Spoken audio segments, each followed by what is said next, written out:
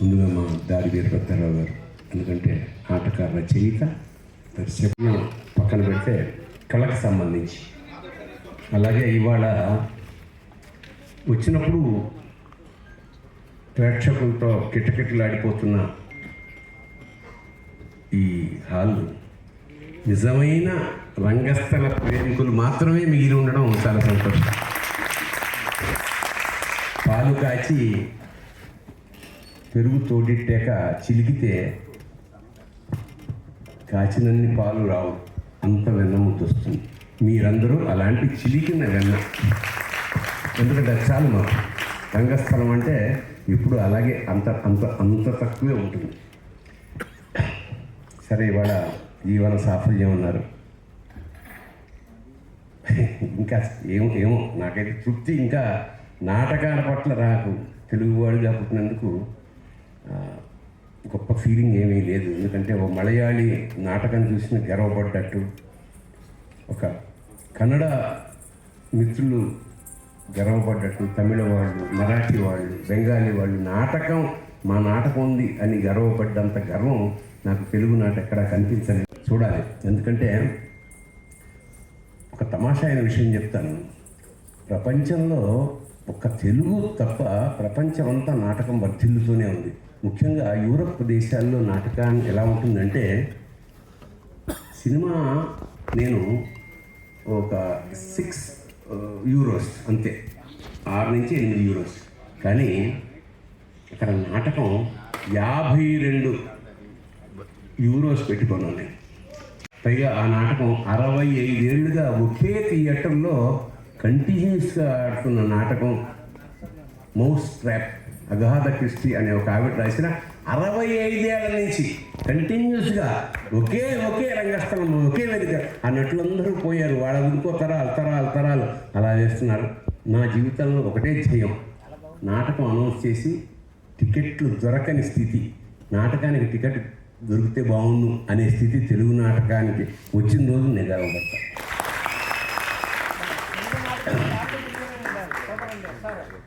నిన్ను సేవించిన కల్గు మానవులకు వీటి వధూటి పటి ఘనకోటి శకటి కటి పటి తటి గంధే భవాటి పటి రణటి హారకుటి సువర్ణమకుటి ప్రచ్చోటిగా పేటికల్ కనదాంనాయ మహాతురంగ శివలింగ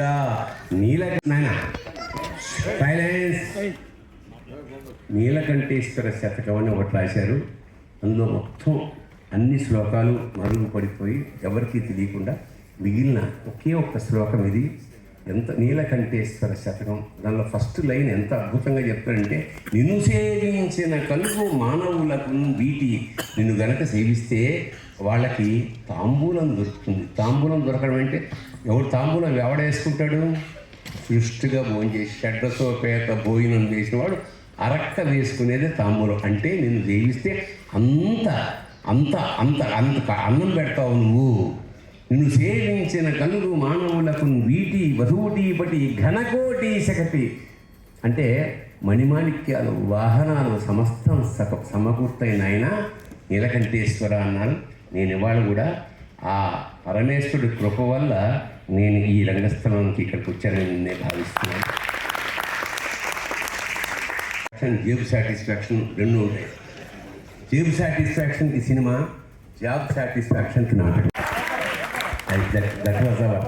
అందుకని ఏమిటంటే, మా రాళ్లపల్లి గురువుగారు నాటకాలు వేస్తున్న రోజుల్లో ఒక నాటకానికి ఉత్తమ ప్రదర్శన 1000 రూపాయలు వస్తే నాటకం రిహార్సల్స్ కలిసి 3 నుంచి 4,000 రూపాయలు అయ్యేది. మేము వెళుతుండేవాళ్ళం. కీర్తి ప్రతిష్టలు వచ్చాయి, ముగింపులేని కదంటే అడిగిపోయేవారు నాటకాన్ని. అంత కమిటెడ్గా నాటకం చేసాము, వస్తున్నాయి డబ్బులు. కానీ ఒక దృశ్యం నన్ను మార్చేసింది. అదేమిటంటే, అప్పుల పాలైపోయాడు. కేవలం నాటకాల వల్ల అప్పుల పాలైపోయి అప్పుల వాళ్ళు ఇంటి చుట్టూ తిరగడం, ఇంటి చుట్టూ అప్పుల వాళ్ళు తిరుగుతుంటే మరో గత్యంతరం లేని పరిస్థితుల్లో దాక్కునేవాడు.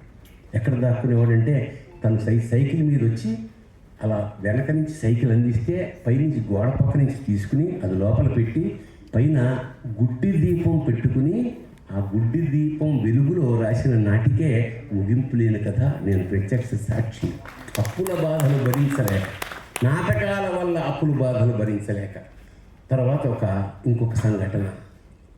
అతను ప్రతి నాటకం సాయంత్రం అందరికీ చక్కటి వేడివేడి టిఫిన్, కాఫీ, సిగరెట్లు తాగే వాళ్ళకి సిగరెట్లు. హీరోయిన్ ఆటోలో మా ఇంటికి వస్తే నాటకంలో ఆడే ఈ స్త్రీ పాత్రధారి శ్రీమురళి కళాయానికి వస్తే ఆడపడుచులాగా ఆవిడ రావడం, ఆవిడని ఎవడో ఒకటి దింపేసి స్కూటర్ ఆటో మీద ఇంటికి రావాలి. అంత గౌరవంగా ఆడవాళ్ళని చూసే సంస్థ మా మురళీ కళాయానం. సంస్కారం నేర్పాడు మా నాటకం ద్వారా. కాకపోతే ఏంటంటే ఆవిడకి డబ్బులు ఇవ్వాలి, మ్యూజిక్ వాళ్ళకి డబ్బులు ఇవ్వాలి, మేకప్ వాళ్ళకి డబ్బులు ఇవ్వాలి. ఇలా అప్పుల పాలైపోయాడు. మరో గత్యంతరం లేని పరిస్థితుల్లో సాటి నటుల దగ్గర కొంత అప్పు చేశాడు. సాటి నటుల దగ్గరే అప్పట్లో 5,000 ఎంతో అనుకోండి. ఒకరోజు ఏం జరిగింది, ఆయన ఇంటి పక్కన ఒక పాన్ షాప్ ఉంది. అప్పటికి నా సిగరెట్ కాలుస్తుండేవాడిని. వెనకాల నాటకం రిహార్సల్స్ జరుగుతున్నాయి. నేను గ్యాప్ వచ్చింది కదా అని ఆ నాటకం రిహార్సల్స్ నుంచి ఈ దొంగచాటుగా మా గురువుగారికి తెలియకుండా ఇలా సిగరెట్ కాలుస్తుంటే చూసిన సంఘటన ఏమిటంటే, ఏ నటులకైతే ఇడ్లీలు, సిగరెట్లు ఇవన్నీ ఖర్చు పెట్టాడో ఆ నటులు రాళ్లపల్లి గారి ఇంట్లోంచి వాళ్ళకి ఇవ్వాల్సిన డబ్బు ఇవ్వలేదని సోఫా కమ్ బెడ్ అని ఉండేది పూర్వం, ఇలా వేసుకుని ఆ సోఫా కమ్ బెడ్ని నిక్షేపం మీద తీసుకుని పట్టుకుపోయారన్నమాట నా కళ్ళ ముందు. ఇది మా గురువు గారికి తెలిసి రిహార్సల్స్ చేస్తున్నాడు, ఇదేమో పట్టుకుపోయారు. వాళ్ళ ఆవిడ కళ్ళ నీళ్ళు అప్పట్లో. నాకు అర్థమైంది. ఆ రాత్రి వెళ్తే సోఫా లేదు ఇంట్లో. నేను వాడింట్లోనే ఉండేవాడిని. ఏమైందంటే ఒక నవ్వు నవ్వాడు ఫిలసాఫికల్గా. అప్పుడు నాకు అనిపించింది, నాటకం కోసం అమ్ముకోవడం కాదు, నాటకం కోసం కొనాలి, నాటక టికెట్ కొనాలి. ₹1 కూడా నాటకాన్ని ఖర్చు పెట్టడానికి వీల్లేదు నేను అని అక్కడి నుంచి మొదలైన నాటకం గార్ధబాండం, కొక్కురోకో, గోగ్రహణం. మీరు నమ్ముతారా? గోగ్రహణాన్ని కొక్కురోకోకి మాకు ₹5 నాటకానికి ఖర్చు. ఒక నల్ల లాల్చి తెల్ల ప్యాంటు, తెల్ల లాల్చి నల్ల ప్యాంటు, ఒక స్కల్ సంపాదించాం. దాని మీద చేపలు పట్టే వైరు, ట్రాన్స్పరెంట్ వైర్, అదొక్కటే ₹5 ఖరీదు. అది పెట్టి కేవలం రిహార్సల్స్ నాటకం వేసాం. 2 నెలల్లో అప్పట్లో మేము సంపాదించిన అమౌంట్ ₹32,000. ఇంకా అది ఆ ప్రస్థానం కొనసాగించాం. నాటకం డబ్బులు లేకుండా నాటకం ఆడలేదు, డబ్బులు ఆడి నాటకం సంపాదించాలి అనే ఒక పట్టుదలతోటి మేము సాధించాం. మా నాన్న చాలా గర్వపడ్డాను నేను. అలాగే మా గురువు గారిని సినిమా నుంచి నాటకాల నుంచి సినిమాకి పంపించి మేము కమర్షియల్ అంటే ఆర్టిస్టిక్ నాటకమే, కానీ డబ్బులు వచ్చే నాటకం, లేకపోతే చచ్చిపోతారు నాటకం. అక్కడి నుంచి నా ప్రస్థానం మేము ఆశ్చర్యపోతాం. నేను నిజంగా చీరాల ఆ ప్రాంతాల్లో నాటకాలు ఆడుతుంటే అప్పుడు కందిమళ్ళ కమల్నాథుడు అనే ఆయన జడ్జి. ఆ రోజు 7 నాటకాలు ఉన్నాయి. మా నాటకం 2వ 3వ, అంటే మా నాటకం దాదాపు 11, 12 ఆ ప్రాంతాల్లో వస్తుంది. పల్లెటూరు, సమ్మర్, అందుకని రాత్రులు 9 o'clock నుంచి నాటకాలు మొదలెట్టి పొద్దున్న దాకా ఆడేవారు. మా నాటకం 12ంటికి ఉంది. ఆ కందిమళ్ళ కమల్నాథుడు జడ్జి గారు వచ్చి మాతో ఏమన్నారంటే, నాయనా మీ ఇద్దరు ఆర్టిస్టులు, ఈ కొక్కురోకో చూడడానికి రైతులు ట్రాక్టర్లు కట్టుకుని ఎడ్ల బండ్ల మీద వచ్చారు. మీరు నాటకం వేస్తే వాళ్ళందరూ వెళ్ళిపోతారు. అంచేత మీ నాటకం లాస్ట్లో పెడుతున్నా, అంటే మీరు 4ంటికి వస్తుంది. అంచేత ఫోన్ చేసి నా రూమ్లో పడుకోండి అంటే మేము 3:30కి లేచి స్నానాలు చేసి 4ంటికి నాటకం వేసి 5ంటికి అవ్వగొట్టి 6ంటికి ప్రైజ్లో ఉత్తమ ప్రదర్శన అవార్డు తీసుకున్నాను. నా సుందరం అలాగే నాటకాన్ని మా గురువు గారి రాళ్లపల్లి గారిని ఎలా తెలుసుకుంటానో, నా సుందరం నా ఆత్మీయ మిత్రుడు, గురువు, ఫిలాసఫర్. అతను కూడా నాతో అంటే నా ప్రతి థాట్ని సినిమాటిక్గా ఇలా డ్రామాటిక్గా జనానికి ఎంత మోడర్న్గా అందించగలం. ఎందుకంటే మేము ఇద్దరం థియేటర్ ఆర్ట్స్ చదివాం. వెస్ట్రన్ థియేటర్ని ఆకలింపు చేసుకుని అందులో టెక్నిక్స్ కొన్ని ప్రవేశించబట్టి, ముఖ్యంగా నేను మైమ్ స్టూడెంట్ని, దేవదాస్ కనకాల నాకు మైమ్ లెక్చరర్ అనమాట. ఆయన దగ్గర మైమ్ తీసుకుని I worked as a mime lecturer ఇది Madhu film institute for 6 months. ఆ మైమ్ని నేను నాటకాల్లో పెట్టి, అన్ని నాటకాల్లోనే ప్రధానంగా మైమ్ ఉంటుంది. మేము ఆడేసిన తర్వాత మా నాటకాన్ని అత్యద్భుతంగా దర్శకత్వం వహించిన వాడి భాష కుక్కరొక. చాలామంది నాటకాలు వేశారు కానీ భాష అద్భుతంగా చేశారు. సో అలాగా మా నాటక ప్రస్థానం ఎలా ఉందంటే మేము అప్పటికే ఆటోగ్రాఫ్లు ఇచ్చే స్థాయికి, అంటే సినిమా కాదు, సినిమాలో స్టార్ స్థాయికి మేము నాటకాలు సాధించాం. కేవలం దరిద్రం వల్ల. నిందాక మా నాయకుడు దాడి వీరభద్ర, మాకు లేనితనం అంటే మదర్ ఆఫ్ నెసెసిటీ ఇది మదర్ ఆఫ్ ఇన్వెన్షన్. ఒక్క రూపాయి లేదు, సంపాదించాలి. అట్లా ఒక కసితోటి మేము నాటకాలు రాసి సంపాదించాలి. అలాగే అర్ధభాండం తర్వాత ఆర్టిస్టులు ఎవరు కోఆపరేట్ చేయడం మానేసి, రిహార్సల్స్కి సరిగ్గా రావట్లేదన్న కోపంతో ఎవరు అక్కర్లేదు అని కుక్కరొక్క రాసి. నా నాటకం అంటే చాలా ఇష్టం. ఎంత ఇష్టం అంటే నాటకం కోసం ఇవాళ మన ఇక్కడ సాయి గారి దగ్గరికి, సాయి గారు నాకు పరిచయం అయినప్పుడు ఫస్ట్ ఆయన బాదం గీర్ ఒకటి ఇచ్చాడు. అది ఎంత తీయగా ఉంటుందంటే షుగర్ లేని వాడికి ఒక్క గ్లాస్ తాగితే షుగర్ వస్తుంది. కాకపోతే ఆయన మనసు కూడా అంత తీయదు. ఉన్నవాడికి ఆయన కావలించుకుంటే షుగర్ పోతుంది. ఆ రెండూ ఉన్నాయి ఆయన దగ్గర. అలాగే నన్ను పుస్తకం నాటకాలకి లైబ్రరీకి రమ్మన్నాడు. కేవలం నాటకాలు, అన్ని వేల పుస్తకాలు ఇంత ప్రిజర్వ్ చేస్తున్న ఒక నిధిలా కాపాడుకుంటున్నాడు అన్నమాట ఆయన. ఇలాగా మన వాడు సంజయ్ కిషోర్ దాకా అడిగించాడు, ఎప్పుడన్నా వస్తే సత్కారం ఏదో చేస్తాను. నేను నాటకాల వాళ్ళ దగ్గర ఎంత డబ్బులు ఉంటాయో నాకు తెలుసు, అంచేత మళ్ళీ నువ్వు ఒక ఫ్లైట్ టికెట్ వేసి ఒక రూమ్ తీసి అవి ఏం అక్కర్లేదు.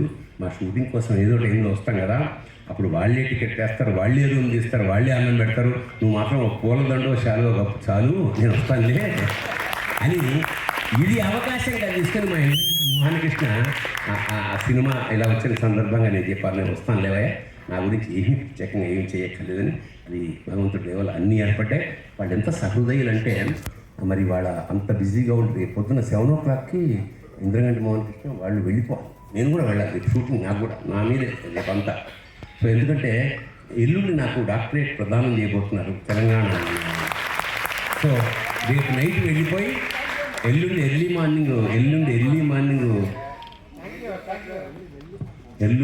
మార్నింగ్ వరంగల్ వెళ్ళి తీసుకోవాలి.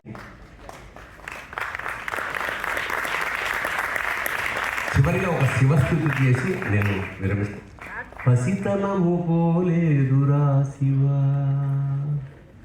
పసితనము పోలేదురా శివ, మనసు పచ్చి గుంది మన్నించరా శివ, పసితనము పోలేదురా శివ, కామము బుసగొట్టి కాటేయ చూస్తోంది, కామము బుసగొట్టి కాటేయ చూస్తోంది, పట్టి నీ మెడలోన బంధించరా శివ,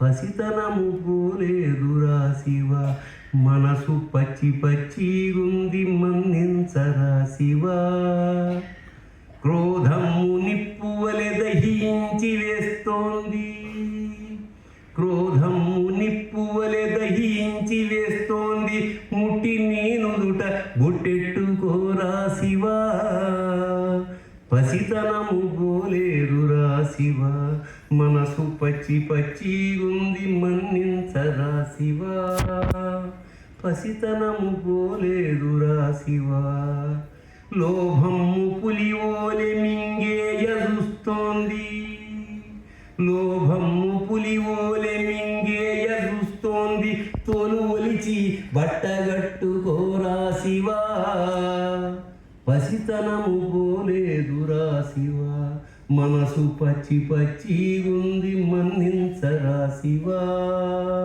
పసితనము పోలేదురా శివ, మోహాల దాహాలు తీరకున్నాయి గదా, మోహాల దాహాలు తీరకున్నాయి గదా, గంగ ముంచి నెత్తినెట్టుకోరా శివ, పసితనము పోలేదురా శివ, మనసు పచ్చి గుంది మన్నించరా శివ,